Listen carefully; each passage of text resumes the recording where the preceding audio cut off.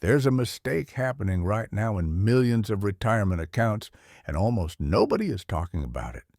You've been saving for 40 years, cutting back, delaying, building that nest egg one careful decision at a time, and now at 62 or 67 or 71, you're still saving, still denying yourself, still living like you're preparing for something instead of living through it.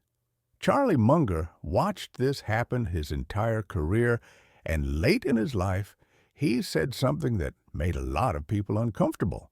He said that after a certain age, saving more money isn't wisdom. It's fear disguised as prudence. Now, before we go further, let's be clear about something. Nothing here is financial advice. I'm not your advisor, and I don't know your situation. This is simply an exploration of one man's philosophy, the patterns he observed, and the principles he lived by. What you do with your own money is between you and the people you trust. But what Munger understood about money and aging deserves to be heard. Charlie Munger spent 99 years on this earth. For most of that time, he was building, accumulating, thinking about the long game. He and Warren Buffett turned Berkshire Hathaway into one of the most successful investment vehicles in history by being patient, disciplined, and ruthlessly rational. But Munger also understood something most financial advisors won't tell you. There's a point in life where the math changes, where the spreadsheet stops making sense, where saving more becomes a kind of self-betrayal. He never said stop being responsible. He never advocated recklessness. What he said was simpler and harder to accept. After 60, your job isn't to keep building the pile. Your job is to use it wisely while you still can. Let's pause here and think about what that really means. Most of us spend the first half of our lives acquiring. We work. We save. We sacrifice today for a better tomorrow. That's the deal. Delay gratification, build security, prepare for the future. And it works. It has to work. Without that discipline, without that forward thinking, most of us would arrive at 65 with nothing. So the saving habit isn't wrong. It's essential. But Munger recognized something that most people miss. A habit that saves you at 30 can imprison you at 70. By the time you're 60, the margin for error is gone, but so is the need for endless accumulation. You're not building anymore. You're living off what you built. And if you've done it right, if you've been disciplined and careful and smart, you have enough. Maybe not enough to feel rich. Maybe not enough to stop worrying entirely. But enough to stop pretending you're still 35 and preparing for a life that's already here. Munger had a phrase he used often: invert, always invert. He meant that sometimes the best way to solve a problem is to flip it around and look at it backwards. So let's invert this question about saving. Instead of asking, how much more do I need? Ask, what am I saving for? If the answer is security, fine. But if you already have security and you're still saving out of habit or fear or some vague sense that more is always better, then you're not being rational. You're being controlled by an old script that no longer applies. Here's the truth no one talks about. Saving money after 60 often isn't about need. It's about fear. Fear of running out. Fear of being a burden. Fear of losing control. And those fears are real. They're legitimate. But Munger would tell you that living in constant fear of a future catastrophe is its own kind of catastrophe. It's not prudence. It's paralysis. He saw it in people around him, wealthy people, people who had done everything right. They'd saved diligently, invested wisely, built portfolios that could sustain them for decades, and then they got to retirement and kept living like they were broke. Not because they had to, because they couldn't let go of the identity of being a saver. They couldn't make the psychological shift from accumulation to distribution, from building to spending, from preparation to participation. Munger himself lived comfortably, but he wasn't flashy. Now, he drove an old car for years. He lived in the same house. He didn't need luxury to feel successful. But he also didn't deny himself experiences that mattered. He traveled, he collected books, he spent time with people he cared about. He understood that wealth isn't just about the number in your account. It's about the freedom to live according to your values while you still have the health and time to do it. Consider this carefully. Your money has a purpose. That purpose changes over time. At 25, money is about survival and building a foundation. At 45, it's about security and providing for others. But at 65, at 70, the purpose of money is to enable the life you want to live right now, today, while you can still live it. Munger watched people die with millions in the bank and regret in their hearts. Not because they were wealthy, because they never gave themselves permission to enjoy what they'd built. They saved for a future that never came, or that came too late, when their bodies couldn't do the things their money could now afford. They postponed joy until it was no longer possible, and that, Munger believed, was a profound waste. There's a story about Munger in his 80s. Someone asked him about his investment strategy for retirement. He smiled in that dry, slightly mischievous way he had and said something to the effect of, "My strategy is to not be an idiot." What he meant was this: don't do stupid things with your money. Don't chase returns you don't need. Don't take risks that could destroy what you've built. But also, don't hoard it like a dragon sitting on gold you'll never spend. Be rational, be balanced, be human. Let's get practical for a moment, but without prescribing anything specific. If you're 65 with a paid-off house and a portfolio that generates more income, then you spend, and you're still socking away thousands every month into accounts you'll likely never touch, what exactly are you doing? You're not investing in your future. You're investing in your heirs' future. And that might be fine if it's intentional, if you've decided that leaving a legacy is more important than living fully now. But for most people, it's not intentional. It's automatic. It's the saving habit running on autopilot long after its usefulness has ended. Munger believed in rationality above all else. And rational thinking at 70 looks different than rational thinking at 30. At 30, every dollar saved compounds for decades. The math is overwhelmingly in favor of saving. At 70, you might have 15 good years left, maybe 20 if you're lucky. The compounding is nice, but it's not the main event anymore.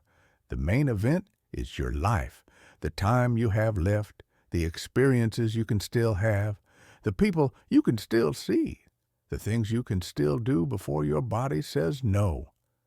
This doesn't mean blow it all on a yacht. Munger wasn't advocating for recklessness. He spent his whole life arguing against recklessness. What he was arguing for was proportion, balance, a clear-eyed assessment of what you actually need versus what you're holding on to out of fear or habit.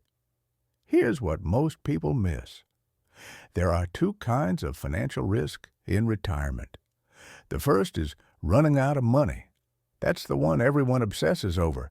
It's real, and it deserves attention. But the second risk is just as real and much less discussed.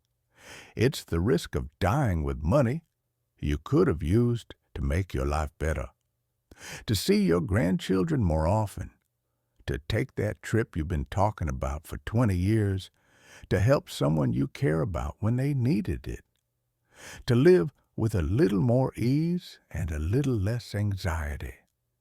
Munger understood both risks, and he understood that obsessing over the first risk can guarantee the second one. Now watch what happens when you shift your thinking, when you stop asking, how can I save more, and start asking, what do I want my remaining years to look like? The answers change. Maybe you realize you don't need a bigger portfolio. Maybe you realize you need better health, which requires spending on things that keep you active. Maybe you realize you need more time with family, which requires travel or flexibility that costs money. Maybe you realize that the best investment you can make now isn't in stocks or bonds. It's in the quality of your remaining time. Munger once said that the first rule of compounding is to never interrupt it unnecessarily. But he also understood that there comes a point where you're not compounding for yourself anymore. You're compounding for the sake of compounding, and that's when the math stops serving you and starts using you. There's a deeper pattern here. It's about identity.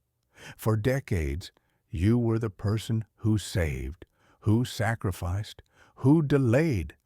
That identity served you well. It got you here.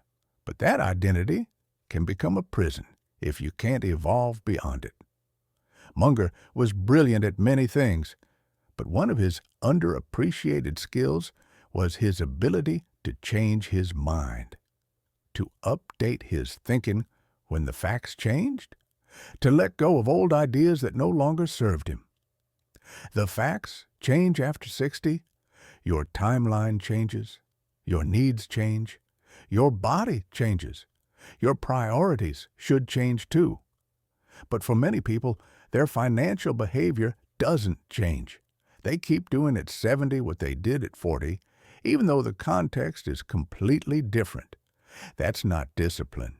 That's rigidity. Pay attention to this moment.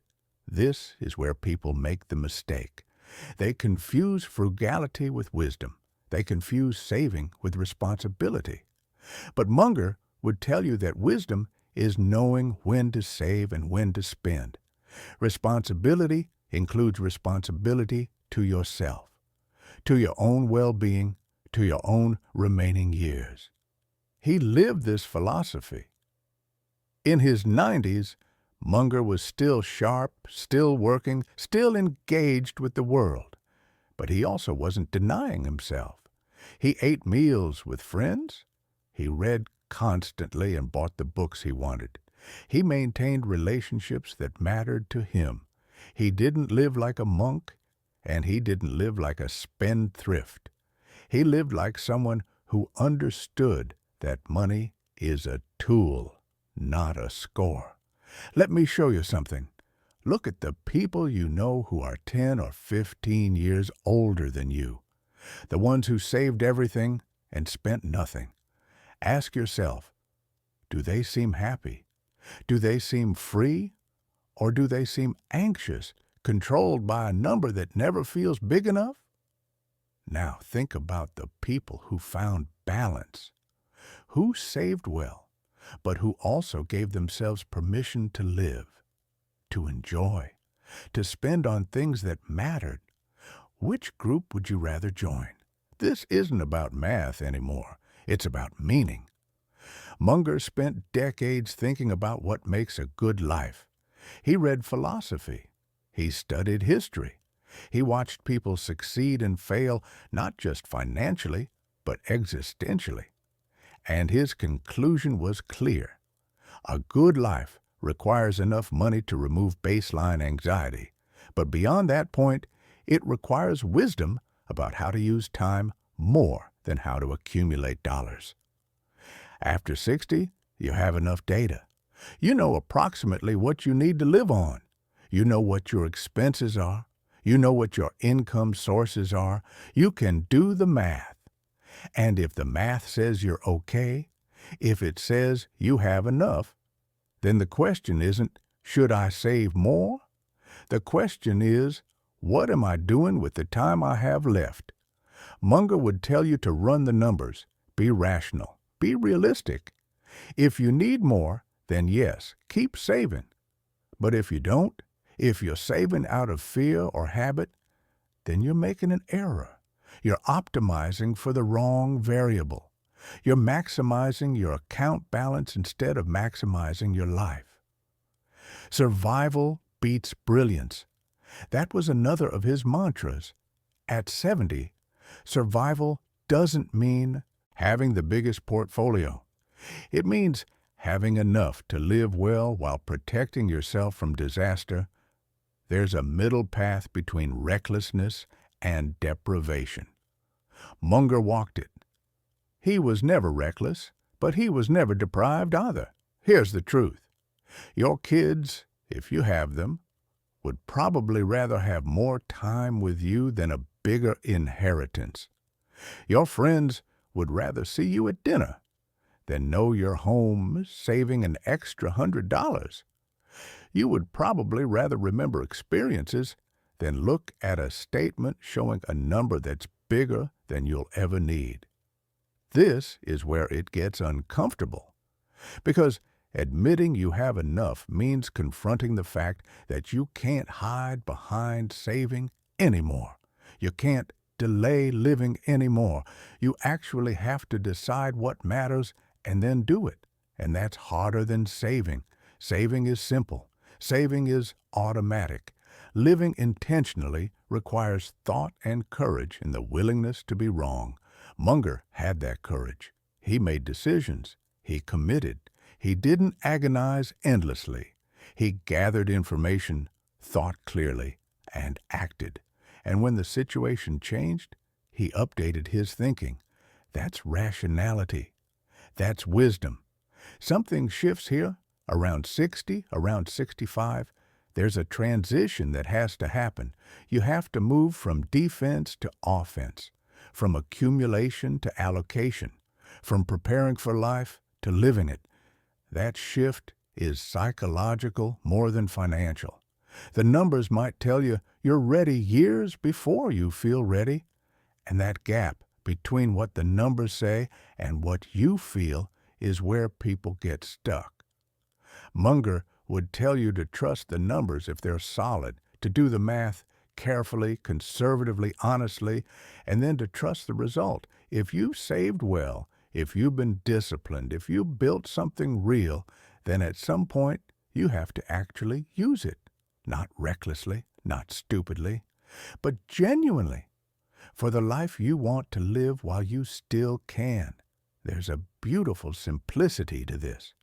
Once you have enough, more doesn't make you more secure. It just makes your heirs richer. And that might be your goal. It might be exactly what you want. But it should be a choice, not a default. It should be conscious, not accidental. Think about what Munger valued. He valued learning, relationships, clear thinking, good books, interesting conversations, time with people who mattered. None of those things are free, but none of them are expensive either. What he didn't value was accumulation for its own sake. He didn't need to be the richest man in the world. He didn't need luxury. He needed enough to live according to his values, and then he needed the wisdom to actually do it. That's the part most people miss. The wisdom to actually live according to your values, to spend on what matters and ignore what doesn't, to be generous when it counts and frugal when it doesn't, to know the difference. Consider this carefully. You will die. That's not morbid. That's just true. And when you die, your wealth transfers to heirs, to taxes, to charity, to someone. It doesn't go with you. So the question is, what's the right balance between providing for that transfer and living fully now? There's no universal answer, but there is your answer. And finding it requires honesty about what you actually want your last chapter to look like. Munger lived to 99. He had more time than most people get. But even he ran out of time eventually, and the lesson isn't that he should have saved less. The lesson is that he understood the difference between accumulating and living. He did both. He built wealth, and then he used it to support a life of meaning and engagement. He didn't die with regrets about trips he didn't take or experiences he postponed. Let's pause here and think about legacy. Not financial legacy, human legacy. When people remember you, what will they remember? The size of your portfolio? Or the person you were? The time you spent with them? The ways you showed up? The experiences you shared? Your money will be remembered by accountants and heirs. Your life will be remembered by everyone else. Which matters more? Munger understood this deeply. He cared about his wealth, but he cared more about his reputation, his relationships, his intellectual life.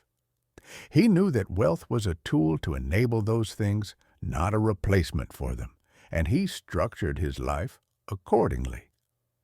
Here's what I want you to understand. This isn't about spending more, it's about living better. Sometimes those are the same thing, sometimes they're not. But after 60, the question shifts from how much can I save to how well can I live with what I have? And that's a fundamentally different question. It requires different thinking, different priorities, different courage. By the time you're 70, you've already made most of the big financial decisions. You've chosen your career. You've saved or you haven't. You've invested wisely or you haven't. You've built security or you're living on the edge.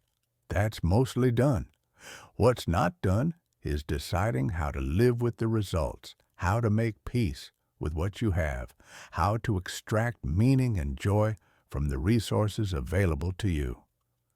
Munger spent his last decades in a state of remarkable equanimity. He wasn't anxious. He wasn't grasping. He wasn't trying to prove anything. He was simply living according to his values with the resources he had. And he had more resources than most, yes. But the principle applies at any level.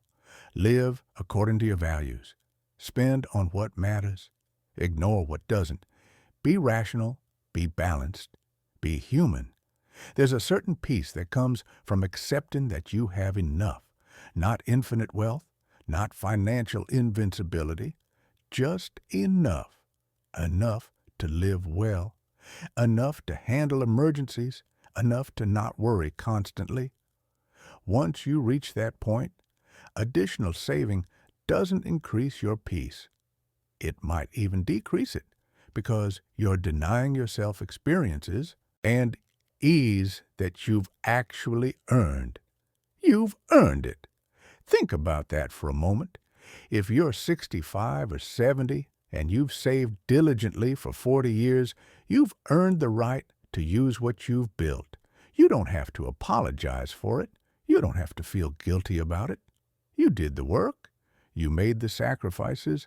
Now it's okay to actually benefit from those sacrifices while you still can.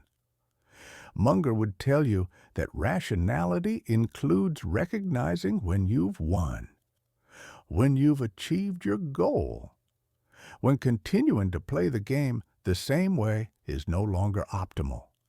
At some point, you transition from building to maintaining to gradually spending down. That's not failure. That's the natural arc of a financial life done right.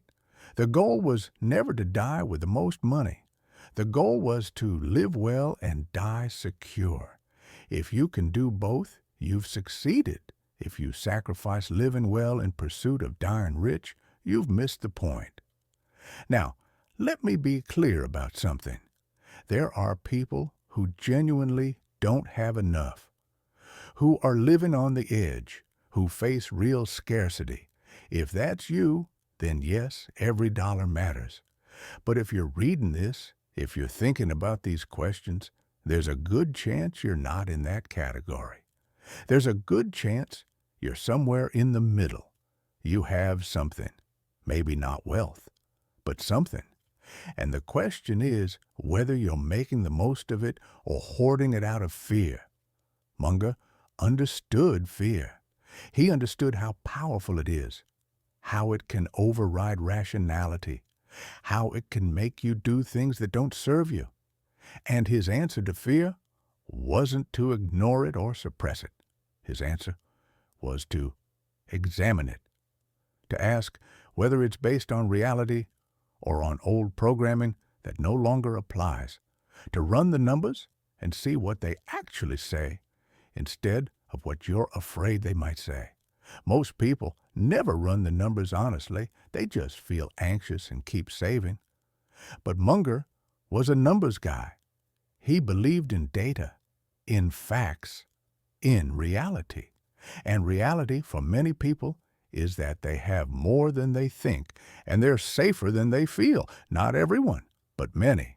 So run the numbers. Do it honestly. Factor in inflation, longevity, healthcare costs, everything. Be conservative, but then believe the result. If it says you're okay, then be okay. Don't keep living like you're on the edge when you're not. There's something deeply sad about people who did everything right financially, but never gave themselves permission to enjoy it. Who lived in scarcity mode long after scarcity had ended. Who died with regrets not about what they spent, but about what they didn't.